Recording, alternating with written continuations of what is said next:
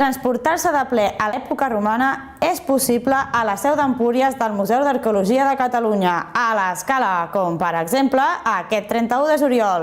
El Museu d'Arqueologia de Catalunya permet conèixer de primera mà les ruïnes que s'hi conserven, entre elles l'última de les que s'ha obert al públic, el criptopòrtic de la Damus dels Mosaics. És un espai que, com es pot observar, és subterrani, està parcialment excavat al subsòl natural.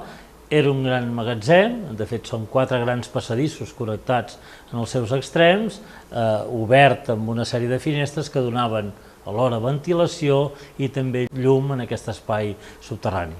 La casa és una casa molt gran, de gairebé 3.500 metres quadrats, en l'interior de la qual hi ha des de la zona de l'atri, els espais de recepció, els cubículs, sales d'estar, menjadors i també zones de jardí, esbarjo i emmagatzematge, com la zona que ara nosaltres ens trobem aquí. De fet, aquest criptopòrtic és alhora que una solució funcional per disposar d'un espai d'emmagatzematge, també una solució per construir el peristil i el jardí superior que formaven aquest conjunt de la casa. Doncs estem en aquest sector de la Casa Romana número 1, o la Casa de la Domus dels Mosaics, tal com l'anomenem ara, que és un sector de la casa que es caracteritza per la presència del jardí, d'aquest jardí interior que estava envoltat de porticats de columnes i que se va aixecar sobre aquest criptopòrtic inferior que ara hem museïtzat.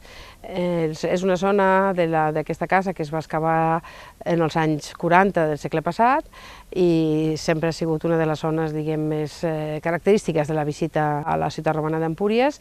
Un dels espais més importants d'aquesta casa, i de fet d'on pren el nom aquesta casa, són aquestes sales que estan decorades, els seus paviments són paviments de mosaic. Aquests mosaics tenen una funció de representació de la casa, tenen una funció de prestigi. L'encant de la Damus dels Mosaics, tot i que malmès pel pas dels segles, ha arribat fins als nostres dies. Uns audiovisuals al llarg del criptopòrtic recreen com era la Domus en el seu temps d'esplendor. Una cosa que és nova de l'any passat, que és l'audiovisual del criptopòrtic, cada 20 minuts fem un passe. A l'hivern fem 1 hora només i a l'estiu ho intentem allargar. Es projecta les parets, l'amo de la casa dona la benvinguda, és molt pedagògic, de fet. La gent surt molt contenta i li agrada molt. Depèn de l'època de l'any, a l'hivern normalment tenim escoles i a l'estiu ve més aviat famílies, colles d'amics.